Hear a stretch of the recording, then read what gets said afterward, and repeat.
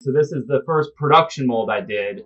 I had a manual injection molding machine. I was making, 2 at a time. And then a large reseller wanted like 1,000 of them. And I was like, that's not happening. My forearm's going to be killing me. And so I made the jump and I got this mold. So it's 16 cavities.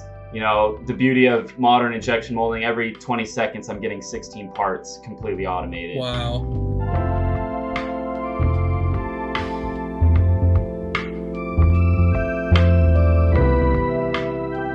Welcome back to BrickChat. I'm your host, ThrawnBuilds, and as always, I'm joined by my co-host, Elijah, the BrickEngineer. Say hi, Elijah. Hey, how's it going, guys? Excited for another episode?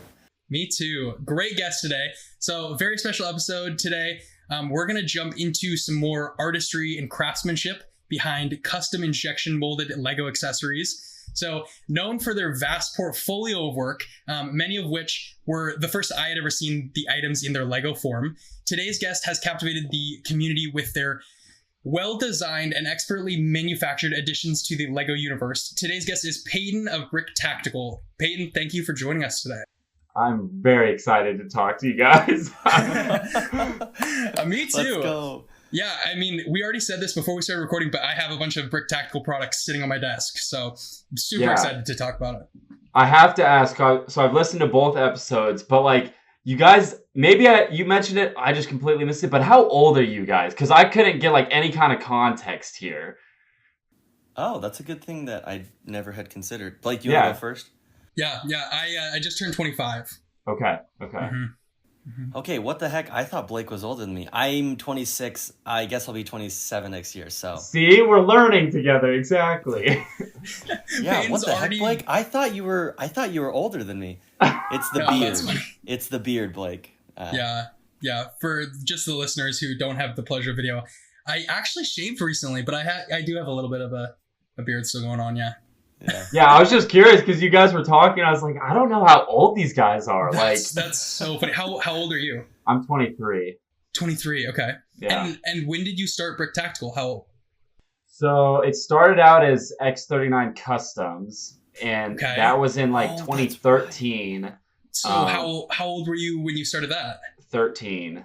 13. Okay. Yeah. That's very cool. Because I was gonna say I felt like you had such a history behind you, a portfolio behind you. Yeah, I've been in this game, it feels like forever. I started YouTube in 2010 when I was 10 years old. And then a couple years into it, I met some friends on YouTube. One of them, Lego Guy 830, is actually local to Washington. Didn't know that at the time. And met him at BrickCon. And we started talking. And he's like, dude, you need to go on Flickr. And I was like, what's that? And so then that got into the whole Flickr thing. And then ever since then, I've just been in the community. Wow. Okay, so with X39 Customs, I guess, what did you start out? Were you doing decals? Were you doing... I know a lot of people did, modded guns with, Lego where they'd chop them up and kind of... Right. What was your bread and butter back then? I started with 2 figures. I think I made 10 of each. It was a modern military. They were both modern military. One was just a light bluish gray, SWAT guy. And one was I called him the Desert Assassin figure. So inaccurate. It was a modern military guy with a stall helm, a trench coat, a Barrett 50 cal sniper. Made no sense. But I made 10 of each of those, sold those. I think one of them had a decal torso. And that's my first products. I still have some of them up on the shelf. And that started it. And then I moved into I played with resin casting, decaling, painting existing company stuff, anything I could think of, I would do it. And then it got into the injection molding stuff because I was like, this is so cool. How do I do that? Did you said resin casting? Did you start with casting straight away or it skipped printing? Yeah, so I didn't do anything custom printing, I want to say till 2014 or 2015. I was outsourcing to a guy in the US, all UV printed. And then, let's see, in 2015, when I was 15, I bought my first UV printer, started doing all that. And that was it's actually interesting because there's some collectors now that are trying to get some of my first UV printed stuff that I did for commissions back when I used to do custom jobs. Mm-hmm. And so there's wide release. Yeah, so there's some little rare Halo torsos or this or that I did for like people. I was doing anything to make $20, like to pay back that printer. is Like, awesome. so like that was like my whole, like, that was 2015. I guess backtrack, 2013 I did my first injection molded part, which was, I don't know if you guys remember the Minecraft tools that I did. Oh yeah. Oh, totally. So these I did before Lego did Minecraft stuff, and so I came up with just different Minecraft accessories. So this is the first production mold I did. I had a manual injection molding machine. I was making, 2 at a time, and then a large reseller wanted like 1,000 of them, and I was like, that's not happening. My forearm's going to be killing me. And so I made the jump, and I got this mold. So it's 16 cavities. The beauty of modern injection molding, every 20 seconds, I'm getting 16 parts completely automated. Wow. Mm-hmm. So that was like my first introduction into injection molding. I really like that story because it's not like I jumped into guns. It's not like I jumped into things that were already like existing.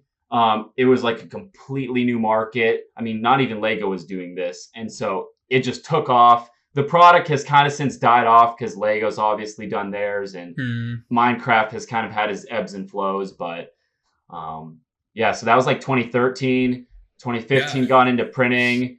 And then all that time, 2013, I also bought my first CNC machine. Was all self-taught with my grandpa. I mean, we didn't know anything.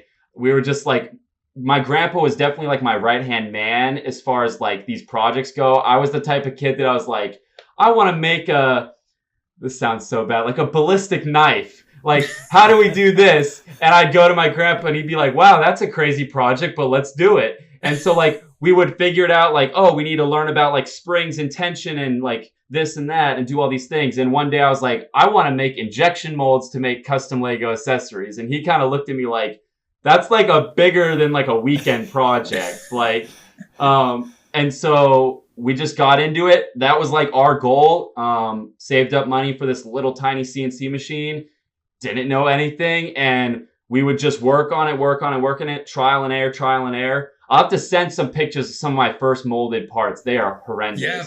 Please do, yeah. Yeah. Is it just like a bunch of short shots and flashing, or like it's everything you can think of, like any problem, but like the cool thing about it is like there was clear progression. It was like, okay, we made this mistake, but let's fix that, and what's the next mistake to fix? And what was so cool about that story is like, I mean, I was still a kid, right? I would go to school and my grandpa would be on the phone with like tooling companies like, this is what we're trying to do. Like, how can we like do this? Like, we're trying to figure this out. We don't know what we're doing. And like, we were just trying to figure it out. And eventually, I mean, I was making different molds, I mean, probably a year later, and doing all that.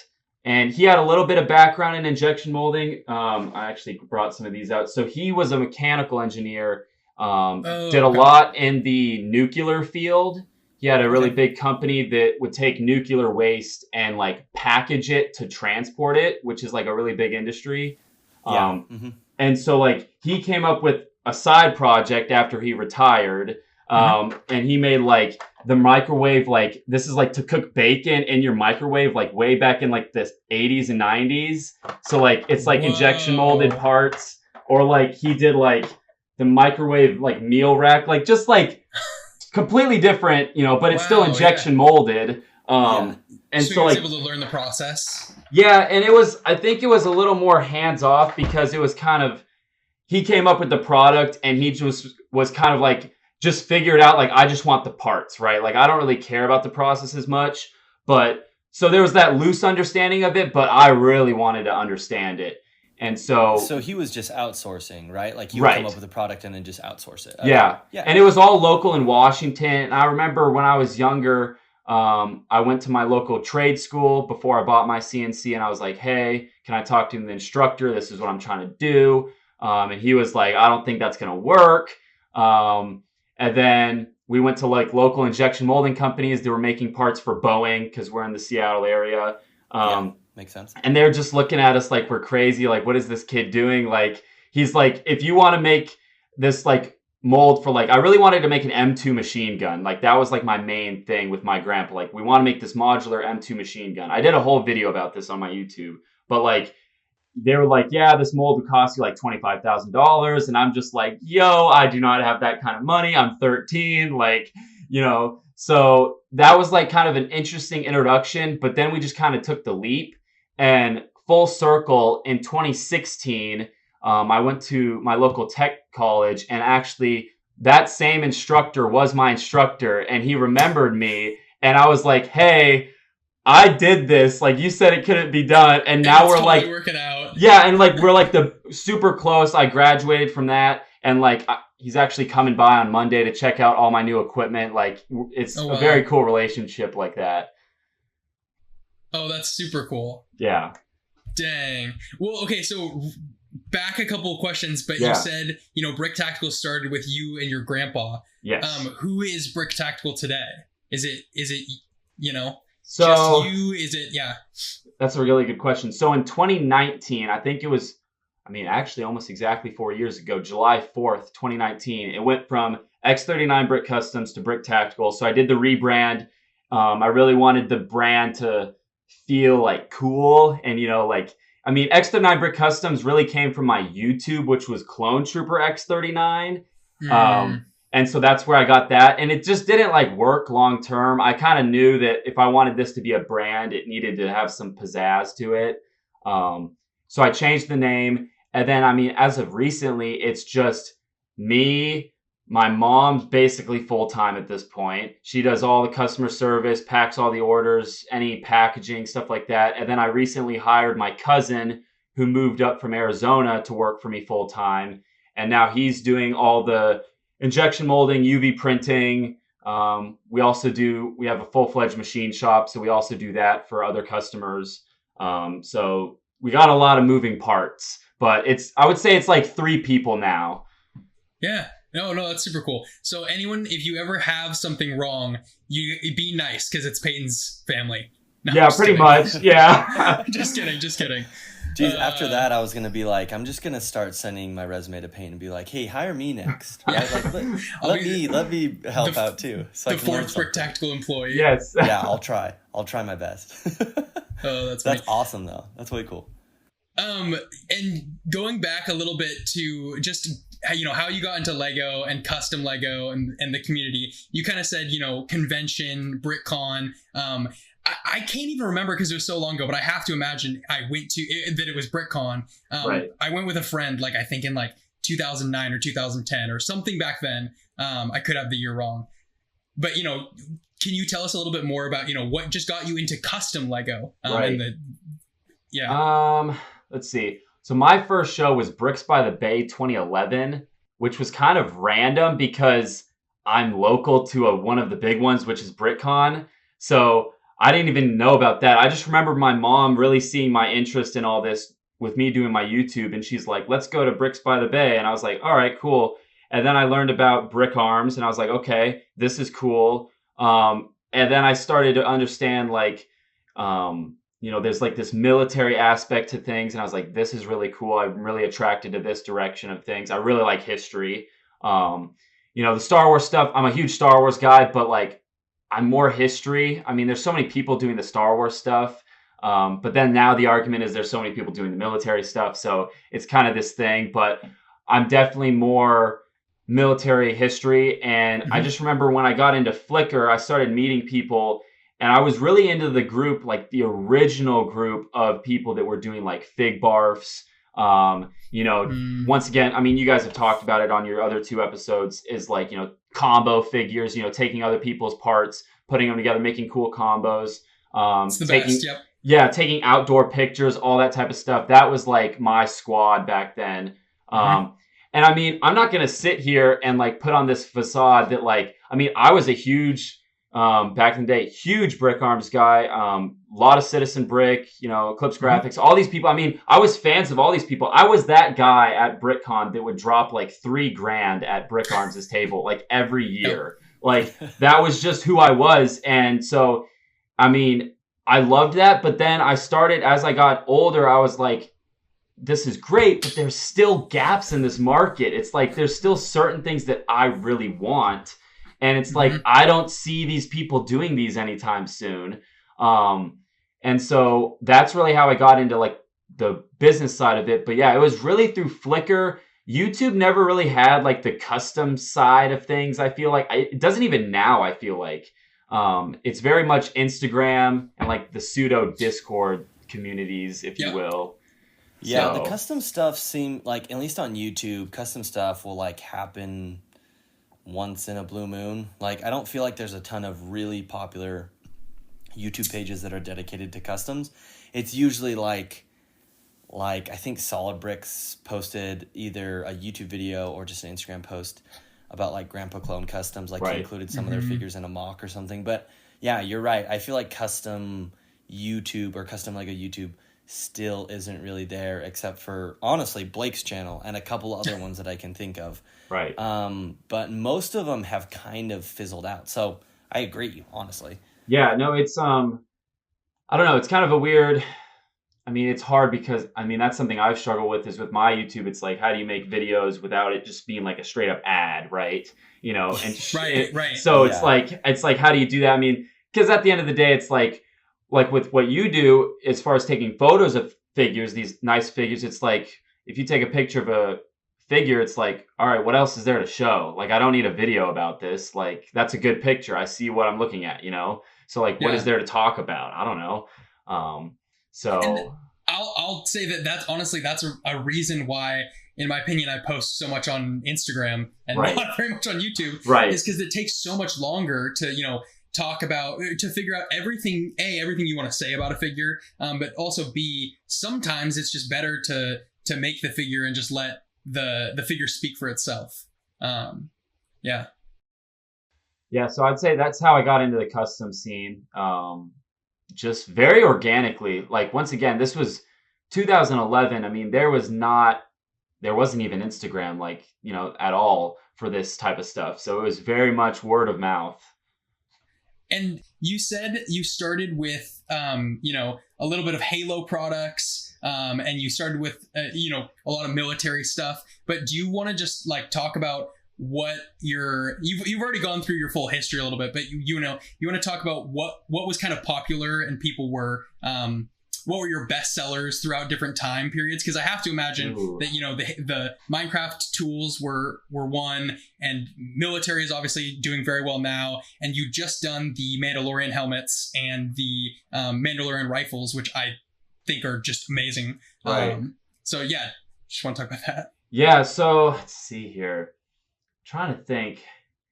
I think the biggest thing that I can think of that stands out is I think it was 2015 or 2016. Around that time, I did like, I'm a big Battlefield player. Not really of a Call of Duty guy, more of a Battlefield. I know there's that debate, but like I did like the full squad of like American and Russians. And like it was like 8 figures total. And those like really set me apart in like the Flickr community. People were like, very much like Peyton has now earned the respect of everyone. I remember that kind of moment because I was always just that kid, trading and selling on Flickr and that, I mean, we all had that phase. And it was like, there was very much like, oh man, like he's stepping up his game now. And I mean, that was when the Chinese knockoffs directly knocked off my weapons and those print designs of all 8 of those figures. And I was like, all right, like we made it. We're good. Like, so. It's true. Imitation is definitely like a form of flattery. Yeah, so that. Also, it's really annoying. Yeah, it's annoying when you're selling a figure for $25 and they're selling all 8 of them for like $5. It's kind of like, damn, Yeah. But so that was like 2015, 2016. I'm trying to think. 2017, 2018, very much was focusing on building up like my catalog of molded weapons. I remember 2019 was when I was experimenting more with, I mean, all throughout this, I'm experimenting with printing figures and stuff. 2020, or I guess 2019, I really pushed with a lot of new overmolds, a lot of new weapon designs. If you go back to when I like changed the name to BrickTactical and you look at that lineup, it's like my overmolded RPGs, AKs, like all these overmolds, all these new designs. Let's see, 2020 what did I do? That was COVID. It's honestly all such a blur. Like I've just been pumping out so much stuff. It feels like that's one thing that we can talk about. But like I think it was for BrickTactical Day or Black Friday, one of the two. Like I think actually both. Like consecutively, I've been dropping like 50 new molded parts, like every 3 or 4 months, which is like it's a lot of work. Like I don't think. Oh, I know. Yeah. Like I don't think there's really an outlet for me to express that because I can't really type that in a caption, on Instagram and people understand that. But I think the results speak for themselves. I mean, people are clearly buying the stuff. They're enjoying it. They're liking the different variants of things I'm doing. Like you were saying, you don't want to have to mod your weapons. So I want to offer, an M4 with a suppressor or without a suppressor or this or that because I have the capability. I can make a mold, in a day. I mean, I have a mold running right now while we're recording this for 2 new products. So, Awesome. And so it's stuff like that. I'm able to do such quick iteration and I've got such a good team of people, where I'm just the creative person at this point. I used to be the guy that did everything and then I would run the parts. And it's like, I'm so happy I've been able to take that part away from it where it's like, all right, mold 500 dark sabers. It's like, yay, like not exciting at all. But totally. So it's like I can have my cousin do that, and then I'm on to the next thing already, and so I can just keep going. Well, I think it's funny because I feel like injection molding is this really weird thing that if you don't really understand it, or if you don't like watch videos about it or really understand design, I feel like sometimes people just think that it's really easy. Right. Like I feel like some people are like, oh, it's like a printing press. If I have a suppressor on an M4 or not, it's like moving a letter, right? It's like, oh, just a little insert. And it's like, no, that's a whole new mold. Right. So yeah, it's really respectable that you can do, like 50 molds in a 4-month time, which actually kind of brings to mind, as you've gotten into injection molding, right? And I know you're on the creative side, but you still obviously are very involved in production and getting product out there and making sure molds are successful. Have you gained, I feel like, a larger respect for like what Lego does every year in terms of molding? Like, I don't know, I just feel like sometimes when you understand firsthand, like I don't even understand firsthand, you understand way more than I do. Have you gained a larger respect? Because some people really like don't understand, if that makes sense. No, I've talked about this before. It's like a balance of like, at the end of the day, like the consumer, like, really shouldn't understand or shouldn't care to an extent, right? Like that's not their job. That's this is my thing I always tell people is like there's people that are obsessed with like everything, right? Like there are designers that are obsessed with like building chairs. Like that's all they do and they make the best chairs. Or there's people that obsess about Honda Civic brake lights, and that's all they do for 40 years of their life. But we need those people, right? But we also, ironically, need people like myself, got to pat myself on the back, that obsess about, oh, this just doesn't look right. Like, it doesn't fit the minifigure perfectly. I don't like the way it looks. Whatever that means, like my style, I don't like it. Like, and we got to fix it. And so it's, people don't need to care about that. I don't care about the brake light designers, but I mean, I guess I'm glad that I'm safe in my car. You know what I mean? So it's like, but I definitely appreciate Lego.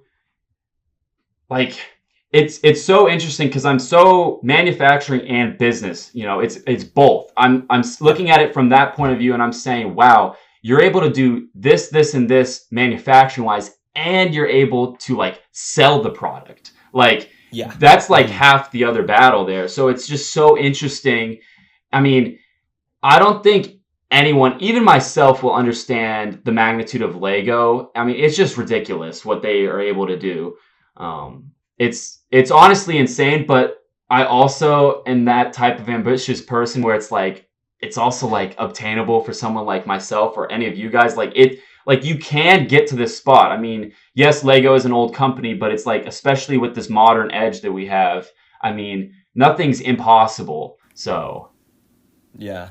Well, I mean, I feel like I don't know. I was a little bit blown away because I don't know the starting of X39 Customs, right? Right. And BrickTactical, but just to hear like, oh, I started as a 13-year-old kid. And it's been 10 years, and now I can do this. It's like, right. That's a big jump in 10 years. Like, let's be real. Like that is especially because a lot of it was self-taught, right? I mean, obviously you had like some mentors along the way, but I don't know. I'm blown away. So it's awesome. No, I appreciate that. It's one of those things that this is like a more personal side of me, is like I really struggle to like understand that this is really cool what I've been able to do. I'm so like, oh, it's just another day at work, like whatever, like I brush those compliments off. But I mean, I just think about if I can do that in 10 years, what's the next 5 years look like, you know? And I love playing that game because it's like, oh man, like this could get interesting real quick, you know? So yeah.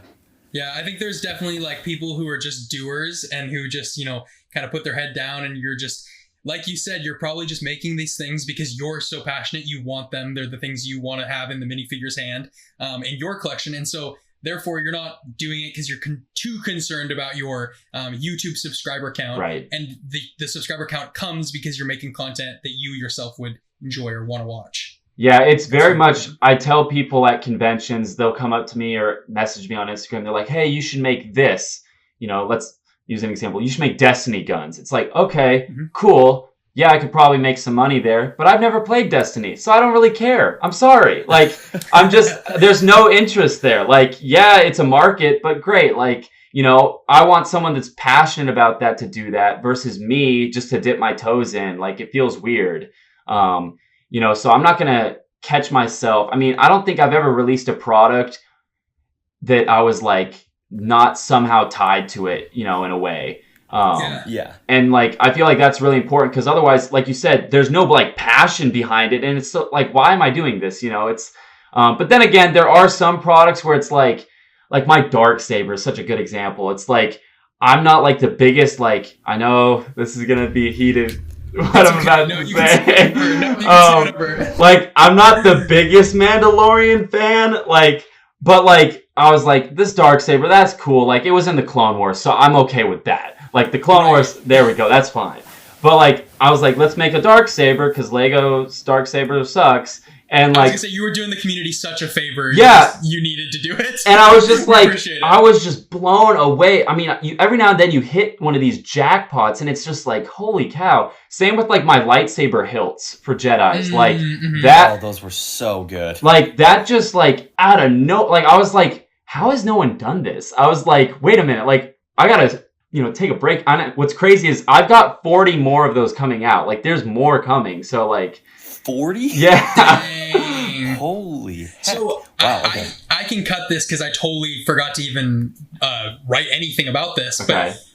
But Baggles does his solo drops with your lightsaber hilts, right? Yes, yeah. Is that something that he just ordered from the site? Or, I mean, I assume he reached out to you and, you know, put in an order, said, hey, I want to do, you know, these solo figures. Is that something you can talk about? Oh, yeah, I don't really mind. I mean, that goes for anybody. If, you know, if you have like a cool project, I mean, obviously it's not like he's making 5 figures, right? I mean, it's a sizable order. There's some quantity there. Yeah. And so, yeah, he just reached out. He's like, hey, I actually have known about him, and like we've talked pretty early on. And like once I started doing the lightsabers, I think he really paid attention to me, and we started talking quite a bit. But yeah, I think I think the Darth Sidious he's doing comes with my hilt too, or something. I don't know. So yeah, I think most of the Jedis that he produces come along with your hilts. And actually, while we're on the question of hilts, because I've been in a couple custom chats, and obviously there was, you know, like you and Brick Arms, and I guess like some of the other ones like Minifig Cat and Brick Forge. If you're talking lightsaber hilts, I'll just throw out the Brick Forge ones, are like the super classic. Oh, well, Brick Forge. I mean, I was just talking about injection molding in general, but gotcha. Obviously, it went from like one color to now overmolding, right? That's been a big kind of wave, mostly with you and Will, right, from Brick Arms. How hard would it be to overmold some of those sabers? I'm sure you get this question a lot, and every time I think about it, I'm like, ooh, that's probably tough. But Right. I'm just kind of curious about what you think. So have you seen the picture, like the render I did of the Kenobi hilt that's like a triple overmold? Yes. So Yep. I haven't. Yeah, you need to look this up. I need to see it, yeah. I cut the molds to do everything. They're sitting downstairs. Like, I just haven't like played with them enough, to be honest with you guys. Like, I need to revisit that because I think it'd be cool. But I think the problem is with something like that, it's so small. I mean, if we're talking like overmolding a rifle, like a Lego sized rifle, like now I can physically hold the part. Like, it's somewhat sizable. It's still small, but like when you think of like a Lego lightsaber hilt, like, and like a small piece of that, like that starts to get tricky.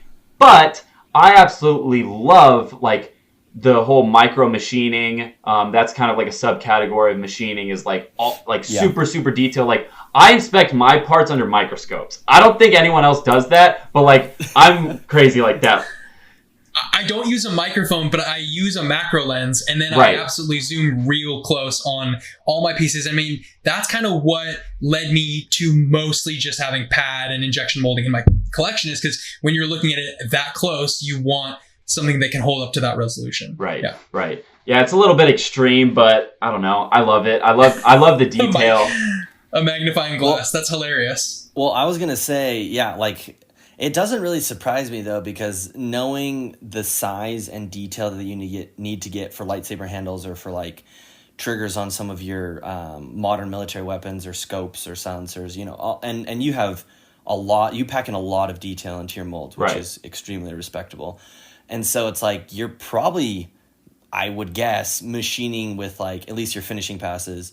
Some of that micro machining has got to be, like, 1/8 to 1/16 end mills, which is... maybe smaller, maybe 1/32nd or even 1/64. Keep going. Yeah. Oh. Yeah. Yeah. So what's the smallest end mill that you've used? Now I'm just curious from a manufacturing standpoint. Like 3 thou. Oh, wow. Yeah. So for those that don't know, that's the thickness of a sheet of paper. Oh, wow. Okay. Yep. So yeah. I mean, I've got with something that small. I mean, is it just connected on the other side to something where you're not gonna, like, you're plugging it in? Yeah. It's not even the right question. Yeah. No. It's just So sorry. Go ahead. Peyton. No. Yeah. So basically, like, when you're machining something, let me like really simplify this for anyone that's listening. So let's say you have a big chunk of metal, like just picture like a 12 by 12 by 12 cube of steel, aluminum, whatever. And you want to cut a mold out of that. You need to cut a cavity, a negative. So let's say you want to make a mold for, let's say, like I'm holding up like a container, right? Like, you need to cut this shape out, or picture for people that are listening, like a solo cup, right? You need to cut that out. And so you have different size end mills, ball mills, bull nose, lollipop cutters, key seat cutters. I mean, there's all sorts of ways to cut metal in machining. And so you need to cut that out. But when you start to make cavities of molds for something that's, you know, like, this was one of my newer releases, like, you know, something super small, like a little AR for a Lego figure, those tools to cut that cavity get smaller and smaller as the detail gets smaller and smaller. And so the smaller the tool, the slower you have to machine, the longer the mold takes to make. And these pieces of equipment aren't cheap. So you normally bill them out at an hourly rate. So let's say a standard rate for me would be $150 an hour. And so all of a sudden a mold takes 8 hours to make. You can start to see how this gets expensive quickly. So really fast. Gotcha. And so I want to do a video about that specifically, because I feel like there's a disconnect of people understanding why things are expensive in this community, especially because no one like tells this information. And I feel like I'm a really good balance of it because I do it, you know? Yeah. No, 100%. Yeah. Well, and I'll pause too, that I also kind of understand it, because if you are on the side of doing it, you don't want to give away the whole aspect of, like, how you could have made your business. Right. But also, you might you're busy. Right. Like, if you are at this level where you're creating these products, at this quality, like, it's not like you have the time usually to turn around and make a bunch of YouTube videos and say, here's exactly how it's done, for everyone who's wondering. Yeah. If anything, it'd be like a very simple video as far as like I might show like some of my equipment and be like, hey, this was $120,000. Do you start to understand why these are expensive? Yeah. Like, no, that'd be super cool. Yeah. So it's stuff like that, but. So for sure. Well, I was just going to say, I've told Blake before, I've wanted to do little Instagram shorts that I would call, I guess I better make these before this releases and stuff. Yes. I was going to make something called Manufacturing Monday, where it's like, hey, and explain things beyond what Lego does sometimes, because there are aspects that Lego does in manufacturing that you don't see. Like a lot of their packaging, you use vacuum forming, right? It's not injection molded, or just all those different processes. And so I've wanted to explain, like, this is how pad is done, right? This is how UV is done. This is how. So I think those videos would be really helpful, at least at the very high level, for someone to understand, like, oh, that's not cheap, you know, like.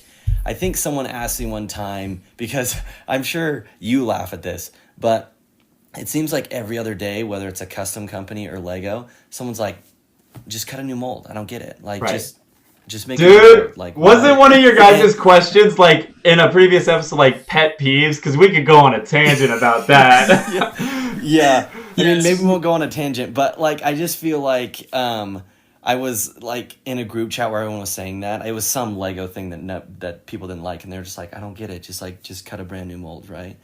And I'm like, you guys don't, like, a tool steel mold for production that will last like 5 or 6 years, that's like $250,000. Like, it's really expensive. And so it's just, I think those videos would kind of paint a picture in someone's mind that, like, this is not a cheap endeavor at all. Right? Like, it's really expensive. So. Yeah, what are your pet peeves? I'm sure you get, or what's the message you get, like, every week, every day? Because I'm sure, you know, commission. Do you have open commissions? One. Yeah, that's definitely one. Pad or UV is probably another. Yeah, that's another one. My biggest thing is like in YouTube videos, kind of like what you were saying, Elijah, is like, it's like, oh, like, or like they'll show a new Lego part, like a physical piece, like let's say a 2x4. They'll show the piece and they'll be like, look at this new mold. And I'm like, okay, first of all, like, I'm like, I understand what you're saying. And, like, I understand it, right? I know what you're getting at. But that, like, I want to do a video where it's, like, me doing that. But then I just, like, put a 500-pound mold on my table and be like, no, this is a new mold. Like, you know, like. You have the end piece there, not the mold. Yeah, exactly. So it's just like, I don't know. That really bugs me for no real reason, but.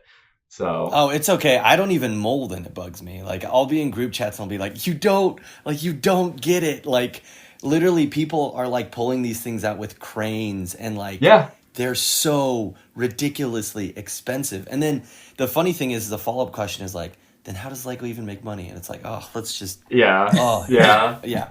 I don't know. Blake knows this. I get bugged by stuff like that. Yeah. Which I shouldn't. Yeah. It is what it is. I do. Yeah. Okay, so actually, just talking about, I mean, obviously we're talking about BrickTactical and cutting molds, and I know I've heard Will talk about this, and Will has said in podcasts, like, oh, I have, like, ADHD, or, like, you know, I'm just, like, hyper, and so I get an idea, and I'm like, okay, I'm going to get it, I'm going to design it, I'm going to cut it, I'm going to test it, and so I'm just curious, like, what is your design process like? Because I know it's a lot different for everyone. Some people are super methodical, they'll work on a CAD model for a very long time, they'll do renders, get feedback. But some people, like Will, just like cut it, inject it. Let's see what people like, you know? So I am kind of curious, like what is your process? I think it depends on the product. For example, like I knew my dark saber was good. Like I knew I didn't have to post on Instagram and be like, do you guys like this? Like I knew it was exactly what I wanted and what other people wanted. So I don't need to go that route.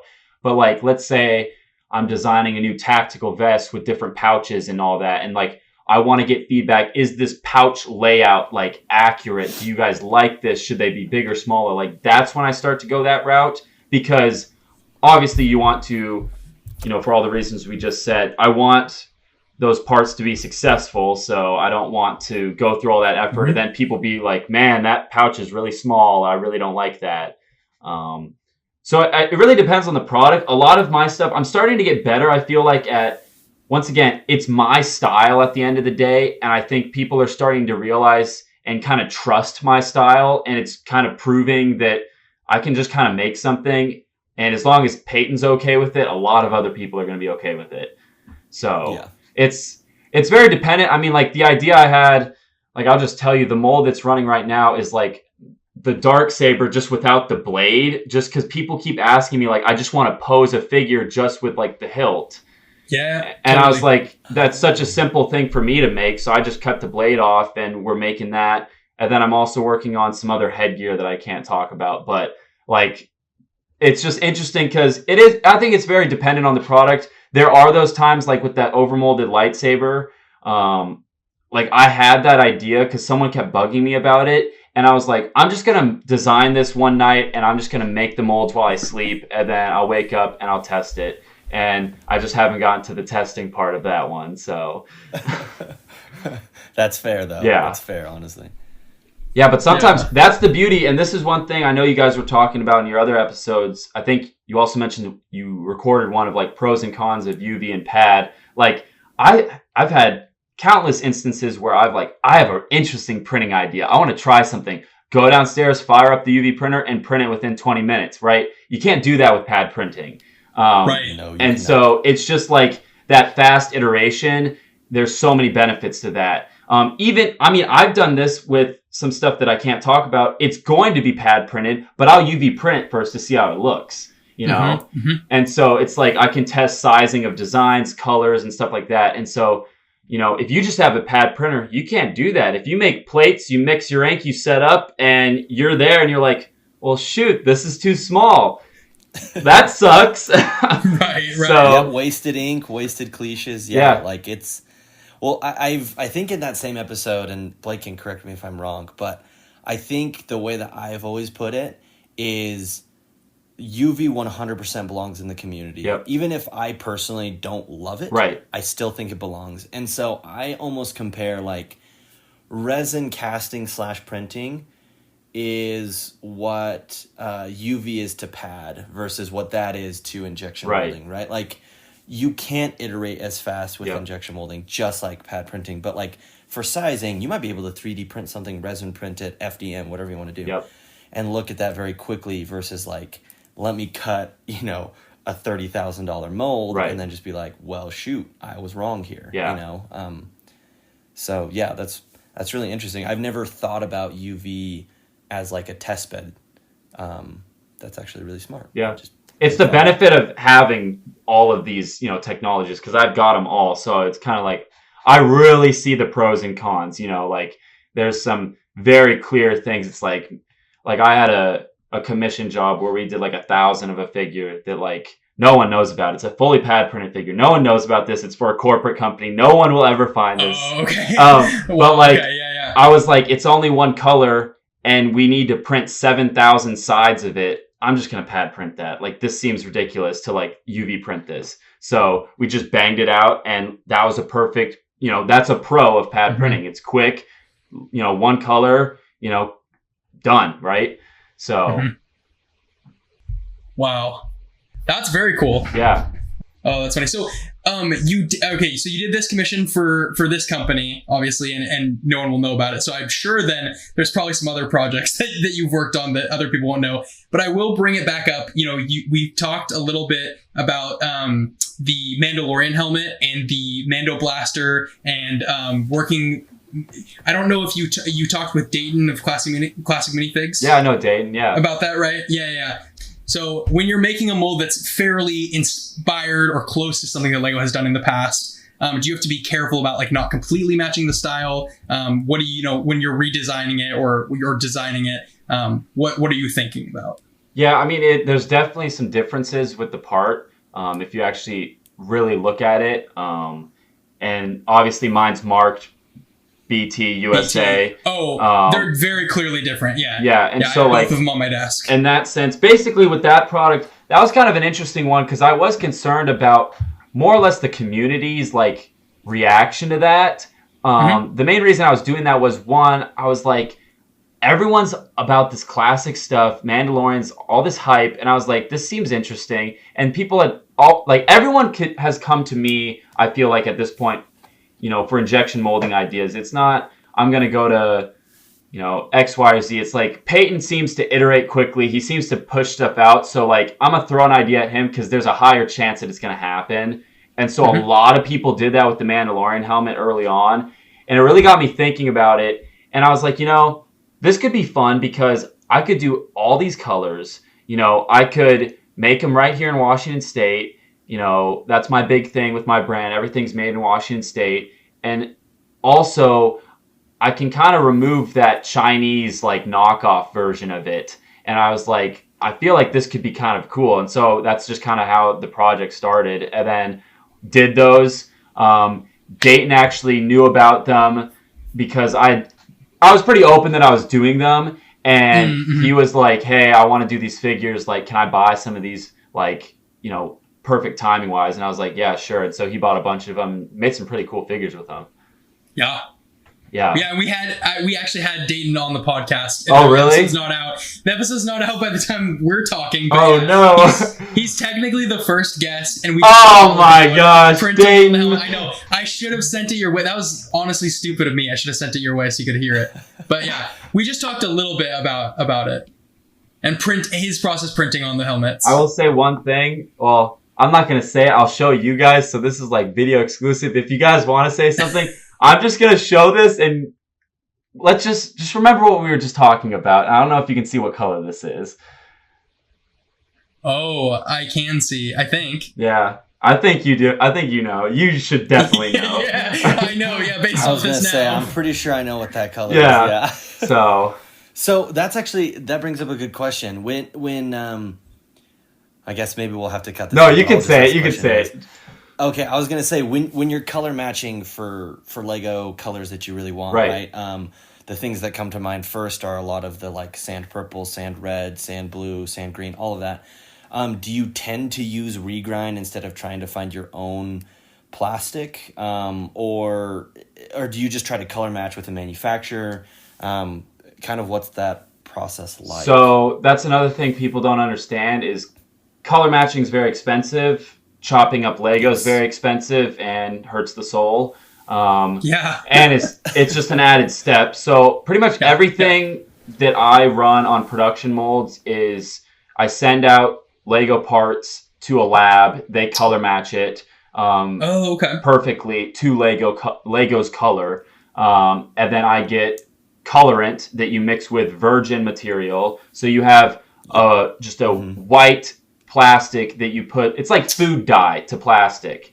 Interesting. Yeah. So you take the way that I always think. Oh, sorry. Go ahead. I was just gonna say the way I think about it is like a standard color concentrate is let's say 3%. So if you have 100 pounds of plastic in the virgin state, add 3 pounds of this colorant, and all of that plastic will now be dark tan. Let's say. Mm-hmm. Yeah. Mm-hmm. And so it's just that process is expensive. I tell people, and I'll tell people on the podcast here, pretty much every color that I have matched, and just any color in general, I think I've done my homework. I've tried to find like the cheapest people just to save money to pass along to customers, but it's around $1,000 for every color just to get color matched. Yeah, that is. So you're saying if I slide 1,000 your way, we can get violet? No, just kidding. I've got more colors sitting on my desk. Remember what I said earlier? Yep. So good to know. Yeah. So when you get when you're going for an exclusive color like that, like the helmets you did, I mean, like every color, they were super available. I absolutely love that. I talked to you about the rifle in the Discord. Like I was like, hey, are you restocking these? Because they sold out. They're fantastic product, and you said yes. But when you have like the exclusive colors, what goes through your mind when you're thinking of what to mold?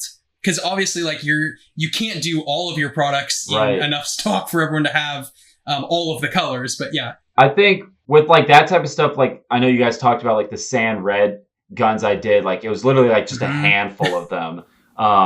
With stuff like that, so it's literally just like that was a good case. That was regrinded Lego parts because it was just such a small batch. And I had already had it like cut up and everything. So I was like, all right, let's just get this over with. And it's really just, I was just like, hey, I know what parts I have. Let's mold some of the newer ones, and I mean, I've got 300, 400 molds. So it's kind of hard to like, I wish I brought up, I have a board. I have a piece of wood that's got every one of my molded parts on it. Everything that I've ever made, like one of each. Oh, that's beautiful. wow. You should sell that as a product. Yeah. Do you, if you don't mind, take a photo of that Okay. for the wrap up. That would be really cool. Yeah, so like that's got everything on it. And so that's kind of a good reminder. It's downstairs because that's where we make everything. And it's kind of a good reminder. I can look at it and be like, all right, I'm molding dark green. What would look good in dark green? Ooh, we should make Glocks in dark green. Let's do that. And so it's kind of like a visual, because otherwise I forget. Like, it's to the point now where I'm forgetting what I make, which is like, it's like crazy to think about, but it's a thing. So yeah, there's a full catalog there for sure. Yeah. Oh, that's funny. So, okay, going back to a technical question, but again, I'm not the technical one asking, so it's going to come off wrong. But what are the technical limits or something that normal buyers don't know when it comes to creating a new mold? That Elijah probably knows, but like specifically, I think of the biggest complaint I heard about the, Mandalorian helmet is it's missing the bevel. Right. But like, I know that I have heard that it adds a huge another technical step in the process that would make it a lot harder. Is that, what was the thought process there? Or is that right? Is that wrong? So there is a bevel. It's not as... There is a bevel. It is not... No. Yeah. I'm just addressing because I've gotten this question too. There is a bevel. Two things. One, designing that bevel in CAD is very difficult. It's a very organic shape, which is very tricky to do. Also, got to keep it a little bit different at the end of the day. Mm-hmm. And also, that bevel, the way the parting line is on that part, it's very complicated. And there is a potential... let's see, are we talking about the bevel on the neck or on the actual face shield? Like the cheeks, if you will? Yeah, I'm thinking I believe on the cheeks. The cheeks. Okay, yeah. Because there is also another one. I don't have one handy. If you look at the helmet, like on the Lego one, there's like a curve up on a side profile. Like, turn that to the side. This is the BT one now. Okay. Yeah, so like... but yeah, the real one. Yeah, so you see where the jetpack meets the helmet, there's a little bit of a swoosh upwards. Right. So that, ironically, that feature alone probably would have added at least another $5,000 just to the mold cost. Wow. It's just like little things like that.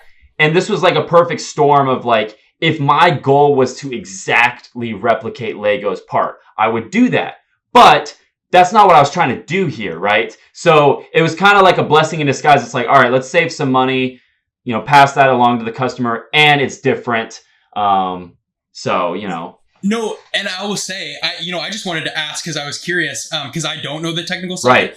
And I do still think that you provided such a step up from what was available, which was pretty much just resin printed helmets that were being sold with a lot of customs. Right. And the knockoffs that have no bevel and only come in like the green, white, silver, and you have provided, a ton of options. So yeah. No, that's a really good question though. Yeah, there's a lot of things like that. I would say another thing that people don't understand is like headgear and armor is very expensive to do, just because there's just undercuts. Yeah, there's just multiple. You're no longer you no longer have a symmetrical part, right? And so now you have, like I was talking to Elijah about, like slides. You have moving elements of the mold. Like my Mark V Halo armor is a good example. There's moving pieces in that mold. It's not just an open and close action. There's moving pieces that have to move out of the way for the part to eject from the mold.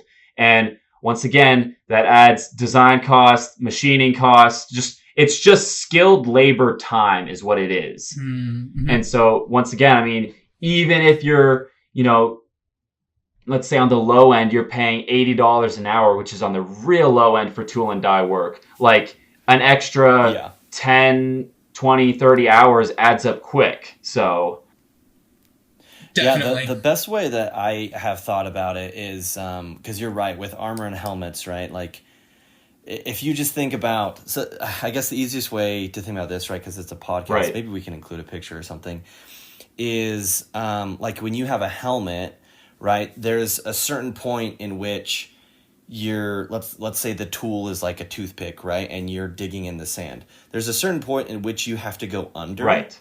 And there's not a way to put the toothpick under and then like fit it underneath and cut. Right. And so you have to have like a slide or an insert. Or separate pieces to make up that feature. Yeah, or like a 3-part mold Yep. or a 4-part mold. And so that just adds cost, right? The more complex the mold, Yep. the more expensive it's going to be. And the more complex the mold, the more higher risk it is when you're making the parts, and then you could damage the mold, and then there's all that fun. I mean, no, I'm sure there might be actually some people listening. I'm always surprised, but like if you ever get a part stuck in an injection mold, and like that's like you have to go in like this mindset of like, all right, we got this.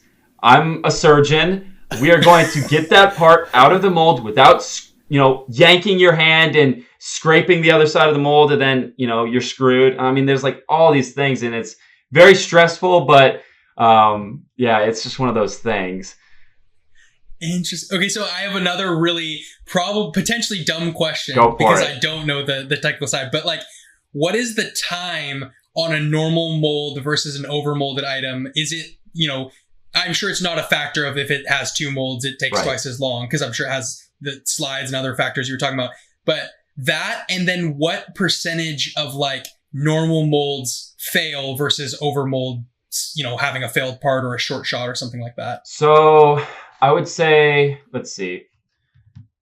How do I want to answer this? I would say, okay, let's start with overmolds first. So let's say a simple 2-part overmold. Let's say I have like a revolver. It's got like a silver barrel and then like a brown grip, for example. Pretty straightforward, but it looks amazing. And so obviously you have to make a mold for those initial cores of all the different barrels. Sit down, make that mold, make 500 of those parts. Okay, cool. Now you got 500 of these parts. Now you got to make another mold that fits that core nicely.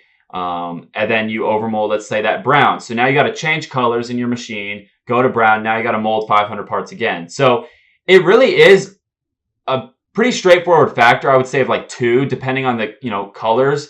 But then obviously there is extra labor in manually putting those parts back into another mold, closing the mold up and doing all that. Yeah. And I would say overmolds, that second mold where you're doing the final overmold, those wear out more because you're now pushing parts into the cavity that weren't there to begin with, if that makes sense.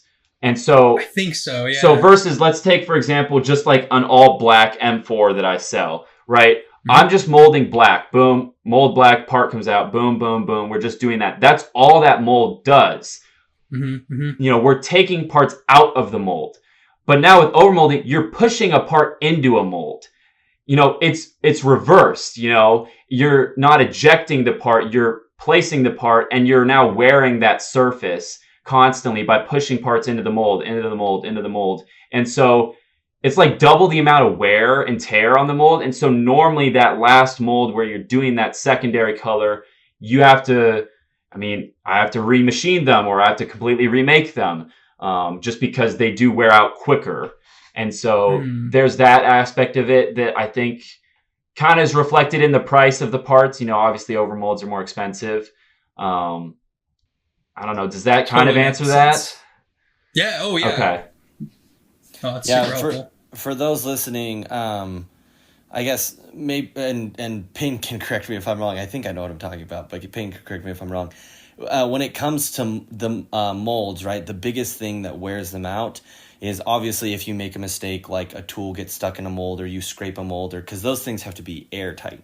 And but on the flip side, right, the other thing that really wears and tears them is material running through the mold and creating a lot of friction. So if you have a solid part that you have to place inside the mold before you overmold the core, right, before you overmold the second plastic onto it, obviously solid plastic will produce more friction than viscous plastic going through a mold.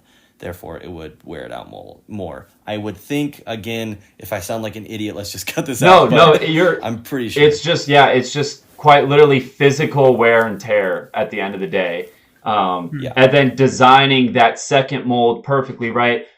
I'm trying to think, how could I explain this? If you have a 1-inch cube, right, and you want to overmold that, your second mold has to be, to fit that 1-inch cube. Well, it's not actually going to be exactly a 1-inch cube cavity in that second mold, because you have to have a little bit of clearance for it to fit properly.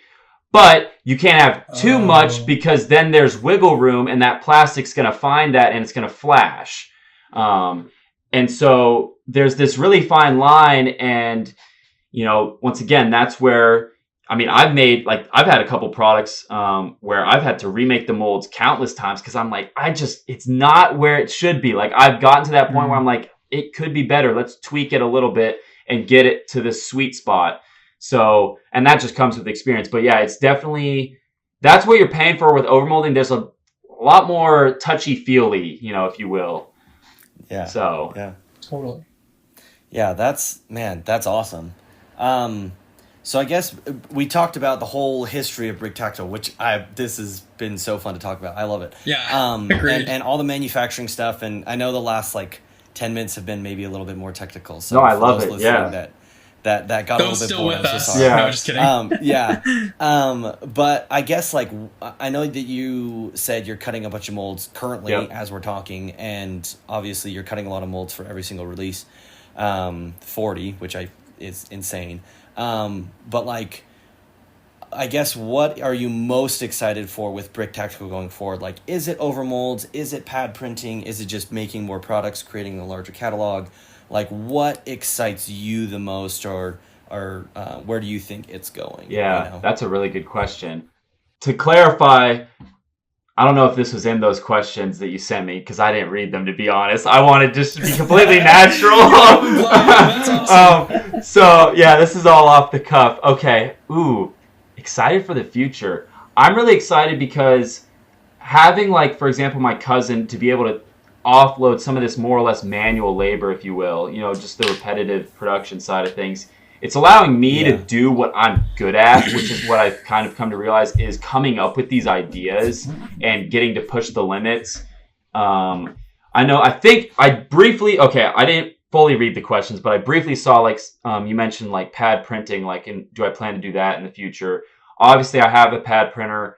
I've got some specific plans for that. And I really want to, like, I've got some really unique things coming out that I don't think anyone's done printing-wise and Lego-wise, and I'm really excited for that because, you know, at the end of the day, it's hard to kind of keep pushing this quote-unquote industry forward. I mean, there was a point where, you know, just arm printing was a thing. Now people are doing front-back arm printing, full wrap arm printing, you know, inside the leg printing, you know, all that, you know, I print on the back of the neck and inside the armholes, you know, stuff like that. It's like, how can we keep pushing this?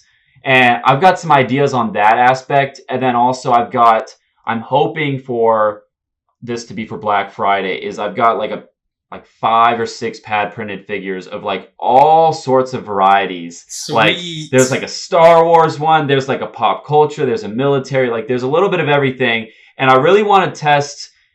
I don't want to be like that guy that's like, oh, I only made 50 of these and they're $100. But like, I want to like make kind of a subset of BrickTactical. It's like, if you really want this really cool thing, like it's going to have exclusive molded parts. Like I'm not going to sell anywhere else but this figure. And it's going to be in like hard to get colors, you know.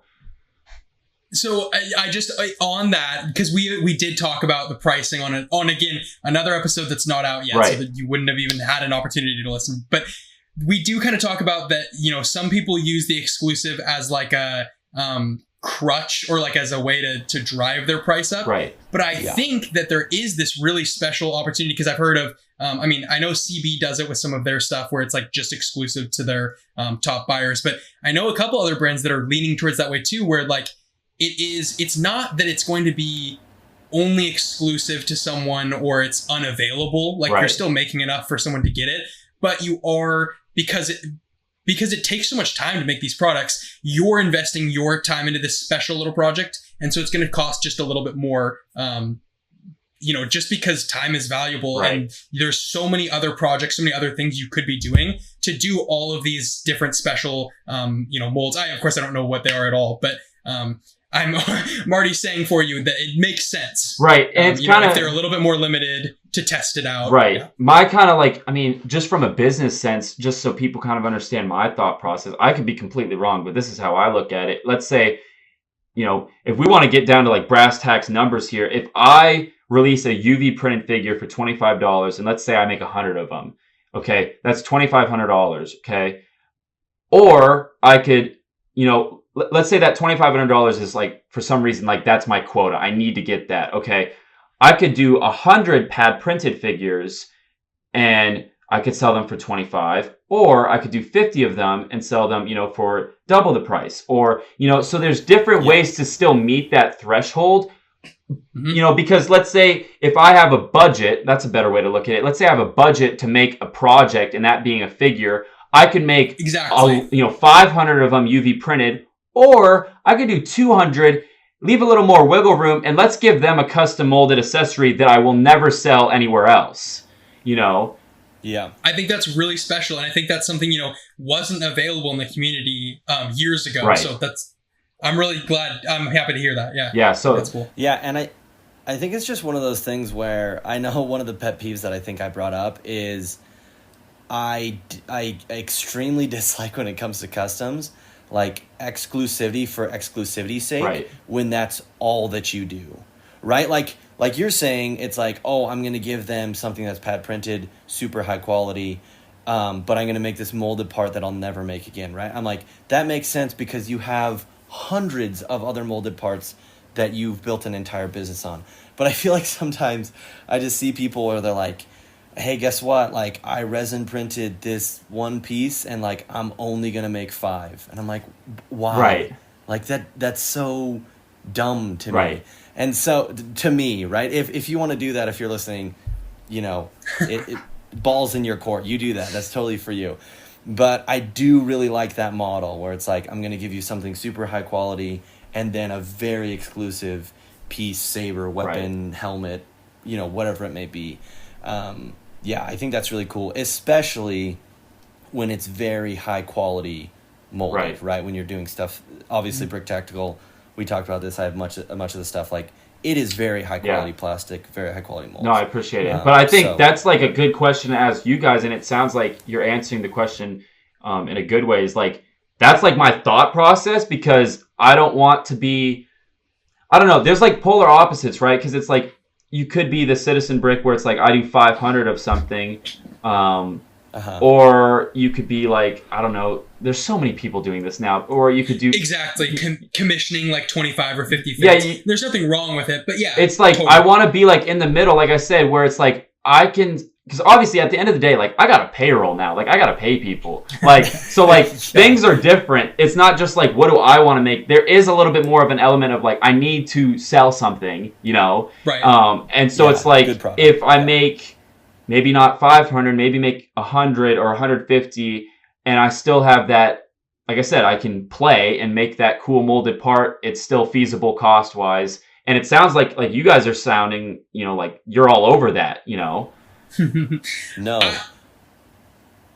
Or sorry, I was gonna say yes. Sorry, I said no and then I stopped. My bad. Well, sorry, that's not what I meant. I jumped in, maybe you said that because I was saying yeah, because I kind of think that like there are so many, especially in the like high-end pad printing right now space. There are so many people who are commissioning 25 or 50 figures and coming out with it right now. And I'm saying that that's like brand new as of this year. And I think maybe it's limited to the Star Wars space very exclusively, because there's just a lot of printers who are interested in that right now. But I think it's really special because if they're done well, they're all selling out, because people do care about it. People are passionate about it.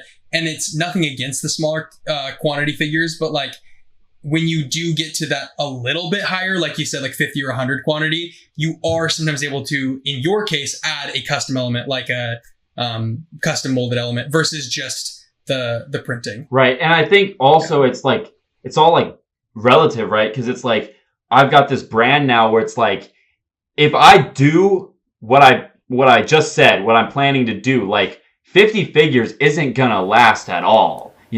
So like, I don't want to also be that guy where it's like, it's impossible to get. So it's like, but I want it to be exclusive. And so there's got to be that hard, like there's only this many made.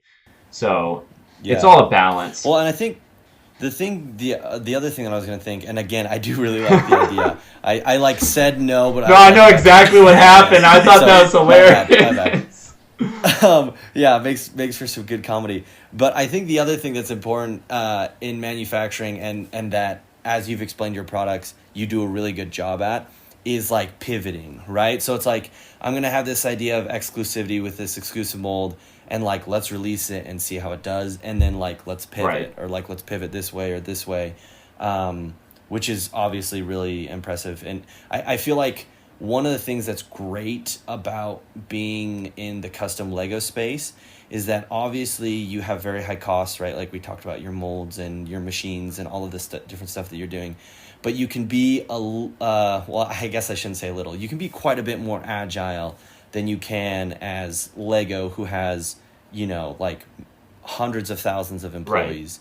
Right. And so it is really cool that you can have an idea like this, which I do really love, and then be able to like be agile and flexible enough to like make the corrections, whether it's quantity, whether it's how much detail, whether it's molded elements, whatever it might be, which is really, really cool. So yeah, I've thoroughly enjoyed talking in this episode because I'm like, you know, you are in the trenches in all of the manufacturing, which I love. Yeah. So no, it's nice to be able to talk to somebody that will actually let me talk about this stuff, and hopefully people that listen to this, they take something away from it. That's all I hope for. You know, they learn something. Well, honestly, I mean, I've loved hearing it, and I don't know know exactly what you're talking about. Well, I was going to say, I don't want to talk for Blake and me, but I'm sure we'd love to have you on for another episode to talk even more about stuff, especially as more product is released and you push the boundaries more of the custom community. Yeah. So.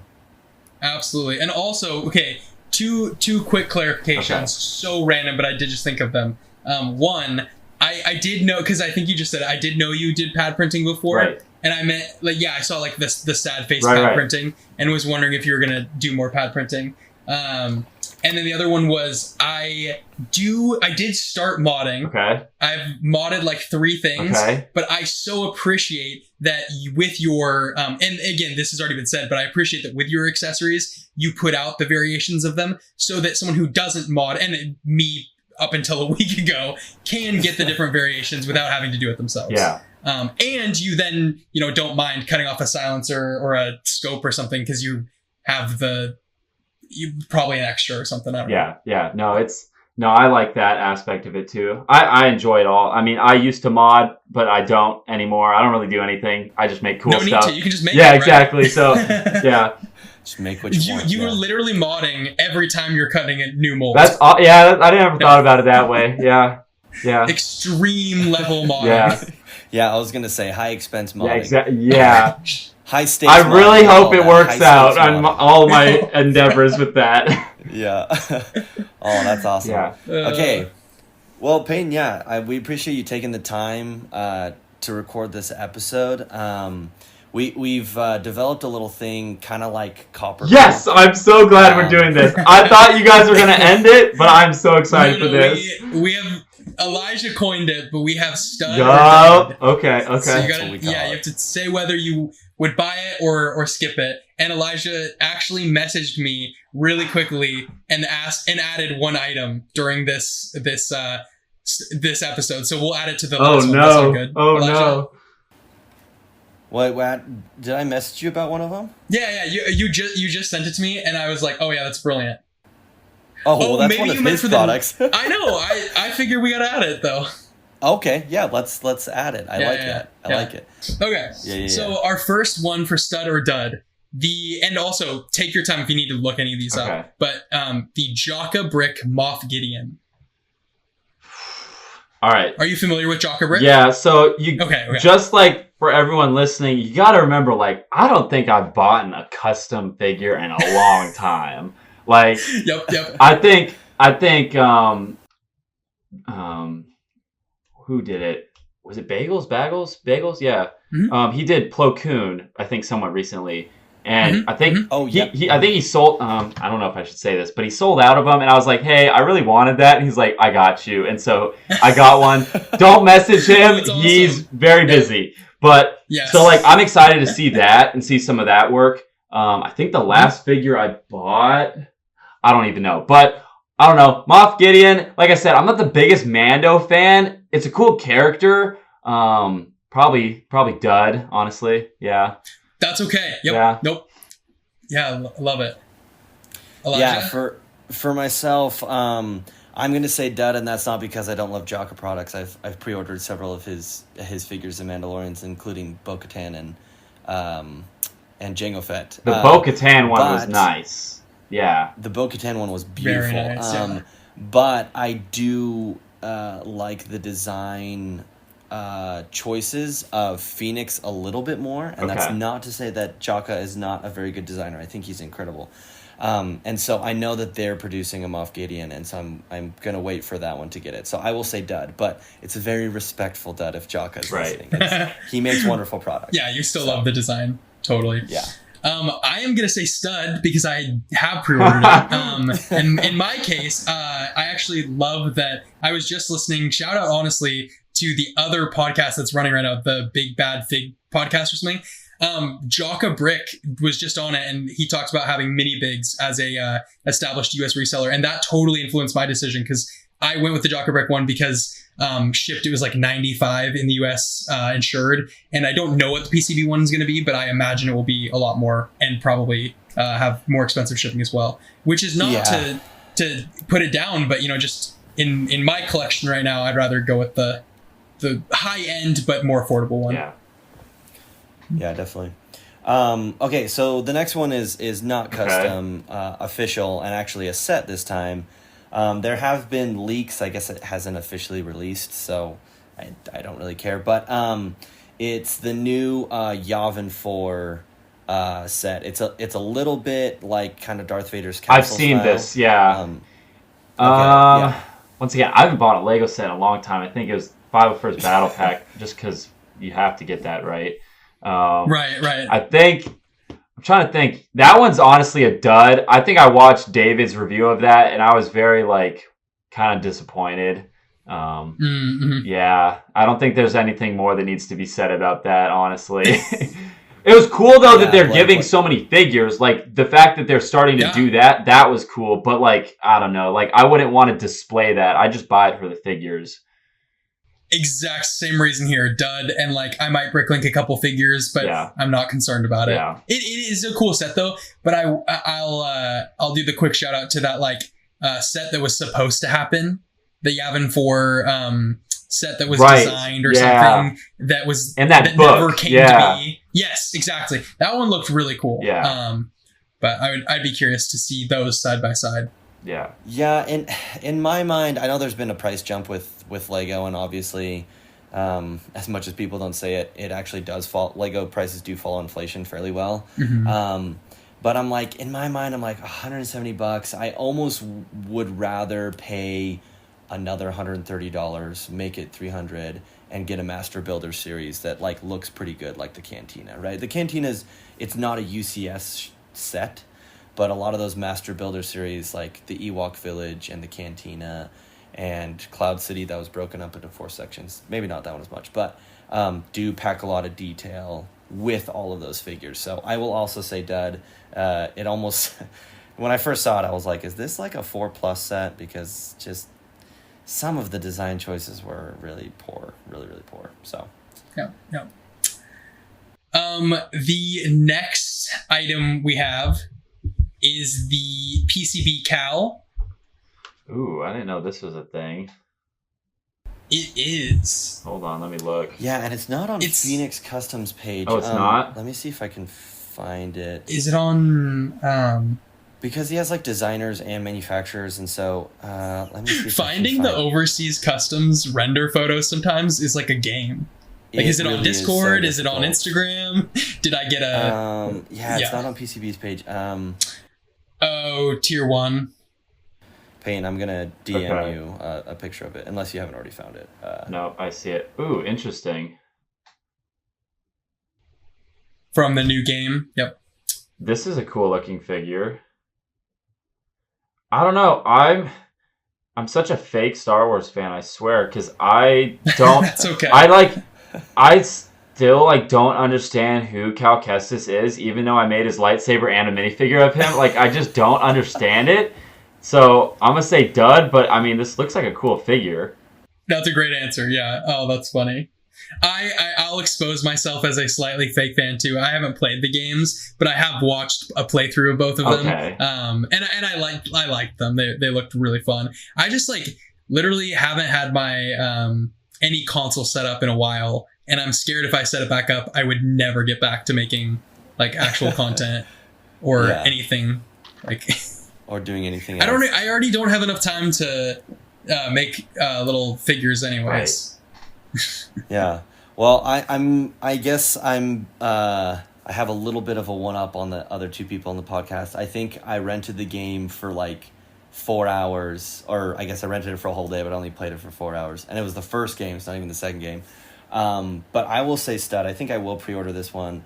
The only thing that's like, just like the overseas deal and then some of the high-end customs is like if you get this custom with the separate BD, that like BD1 that can stand and like move its head and legs and stuff, shipped for like Cal, the BD that can fit on his back and the BD that's posable, it's like $200. Wow. And I'm like, geez, like that is a hard pill to swallow. So I still haven't pre-ordered it, and I think tomorrow's the last day, but I'm like, ooh, like do I don't know. It's sometimes hard to do. That's I mean, even without the posable BD, it's still like $145, which again, it's just, that's why I'm kind of like, I wish there was a little bit of a happy medium between like Citizen Brick and PCB, which my perfect answer for that. So, which I was gonna say seems to be like Jaka kind of has been stepping up there, because I'll also say, and I know that you totally agree with this too, I love that PCB and Baggles and Jaka, like I'm not putting Jaka down anyway, but they're all there to provide the super high-end custom that Lego themselves is not doing, like putting as much effort and manufacturing power as possible. But I do agree that it's nice when figures, like in my opinion, that Jaka Moff Gideon comes in at like a nicer price range for the wallet. Right. Yeah. Yeah. Okay, next one, which again, I think this is kind of funny, but because it's your own product, but we're going to say what? overmolded lightsaber handles. What? We got to get you to make it. I've noticed that sometimes if everyone in the community just continues to bring something up, they get made faster. So maybe we just start the petition for overmolded BrickTactical. Honestly, if you remind me like tomorrow, I'll shoot some test shots. Like I said, the molds are there. I will definitely remind They're literally on my desk. Like I think I tried them once and I was like, yeah, this is gonna suck. And I was just like, but like I just need to like put a little brain power to it. I'll figure it out. But yeah. And the nice thing about those is they're so easy to make because the parts are so small, so I can iterate that pretty quickly. So yeah. Once you do have once you do have it, you're happy with. Wow. Once you do have it to a point you're happy with. Yeah. And so there's just a lot less machining time because it's such tiny parts. Yeah. Oh, that's true. That's true. I didn't think about that. I will also say Stud immediately because I love those, and I think it would be something really cool because even like PCB and Jaka that they make lightsaber handles. For one, I don't think the molds are as high quality as yours. To anyone that's listening and love those lightsaber handles, the detail is great, but I just don't. I don't think the quality is the same. Right. I think paint and yours are higher quality, both in plastic and mold. But even those lightsaber handles, all the detail is printed or hand painted on, and so to have something that's overmolded would just be like, so I guess chef's kiss, like so amazing. Follow-up question to that, because I say stud, but like with an overmolded hilt, is this like a good opportunity like to make a figure to go with it and do that whole exclusive thing I was talking about? Or do you just want to, because like the alternative is, I'm gonna have to charge quite a bit for an overmolded hilt. Right. I already know that. Yeah. And I don't know, are people willing to spend that on a hilt? But if you're getting a figure with it that's already like a collectible, like, I don't know, I feel like that might be a better sweet spot. Yeah, I agree. Actually, I hadn't thought about that, and that's, I feel like kind of a stroke of genius. Okay. Because it does, I don't know, if you're making an exclusive figure, some of that cost can go towards an overmolded accessory without a customer noticing. Right. If that makes sense. Like, Mm-hmm. it's a lot easier to hide it with a custom printed, especially if it's print printed, exclusive figure than it is to just be like spend $20 on this hilt, right? Or 15 or whatever it might be.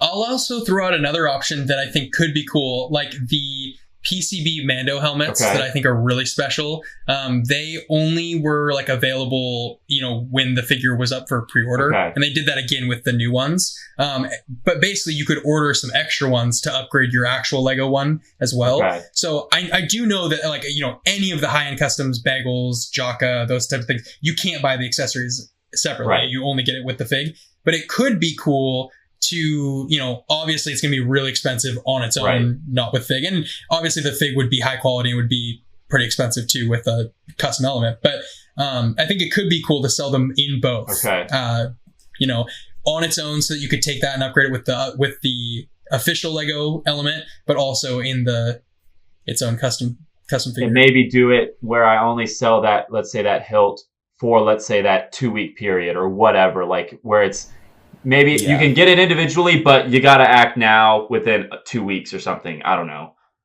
Yeah, I'm obviously like on the consumer side of me. I'm like against exclusivity and whatever. And from the business side, I like totally get it. Like that helps drive like sales and but yeah, I think that like giving people an opportunity to order it on its own, like the open pre-order, even if it's just for a couple weeks or like a week is a really good is a good idea. Okay.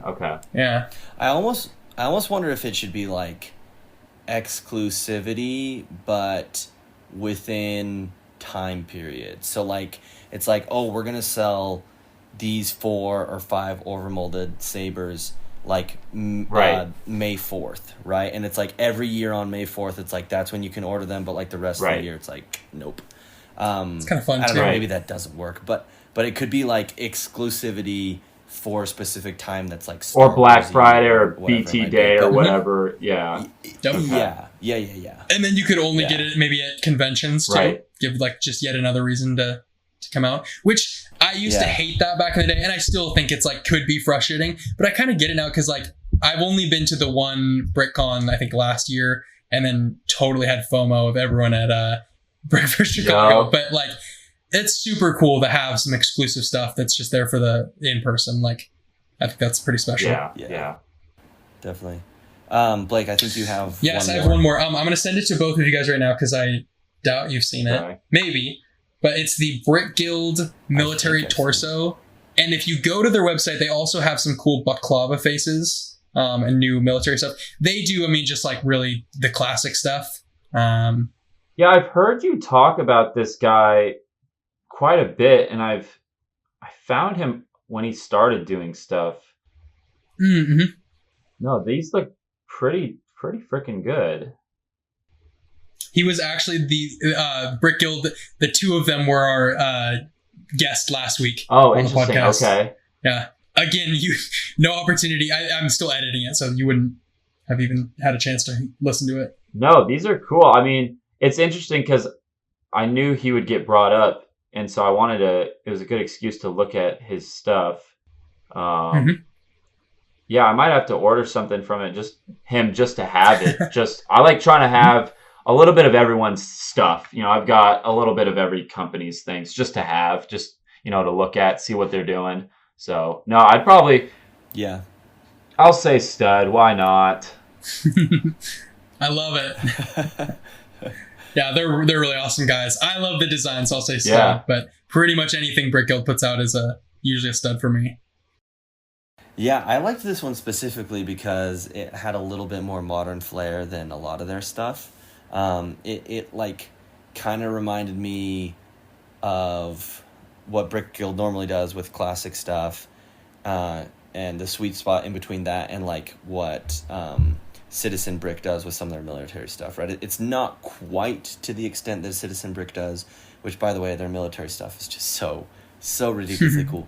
But I will also say stud because I really like the designs and the halftones, like gradients. Yeah. A really, really cool aspect, especially because, at least with that picture, which is pretty high quality, they've printed them really well. Like you can tell that high quality is their highest priority with a lot of their products. So I will also say stud. Yeah, good product. Awesome. Yeah, cool. Well, Peyton, is there anything else you want to leave the podcast with? Any upcoming products you want to tease? You've already teased so much. So. Ooh, I got another. This is just stuff on my desk, and this is just like we're talking about lightsaber hilts, but like this is just something that I have that just cause like I don't know, just stuff like that I think is fun. What else do I have sitting on my desk that I can show? I'm doing something with these. Okay. That's all I'm gonna say. Yeah, we can leave that as is. Yeah, I'm trying to think. For listeners. Yeah, talking about exclusives, me and Blake are getting exclusive things. Yeah, no, I'm just right now I'm kind of working on a lot of restocks, a lot of stuff that's been sold out. Trying to get that back in stock, and then Brick Fair Virginia's coming up pretty quick, so maybe get some stuff for that. But after that, I'm pretty much focused on Black Friday. That's a big deal for what I do. So, like I said, I got a lot of pad printed stuff coming, a lot of simple stuff, classic, not classic. I know I talked to you, Blake, about some different designers. So if anyone's listening that is a graphics designer and wants to do some stuff, I haven't found someone that I like their style when it's specifically for pad printing. And so I'm very picky with that. But if anyone's listening and they want to send me some of their work, I'm very open to trying things. So that'd be cool. Amazing. Yeah, and those that are listening and considering it, let me just say that from the podcast that we've talked about, Payne obviously has the equipment to iterate very quickly. And so I know that some turnaround times in the custom community are like 6 to 9 months, and that is not his timetable. So it would be very smart if you're a designer or something to get something turned around really quick. So yeah, absolutely. Hit Peyton up. Yeah. Cool. Well, thank you so much. Absolutely have to have you back on another episode here in a couple months. Yes. Hear about this was awesome. Super upcoming fun. Black Friday when that happens and everything else that's coming. Yeah, I'd love to be back. I enjoyed this. I really did. Awesome. Well, thanks so much for being on, and thank you all for listening. It's been Brick Chat.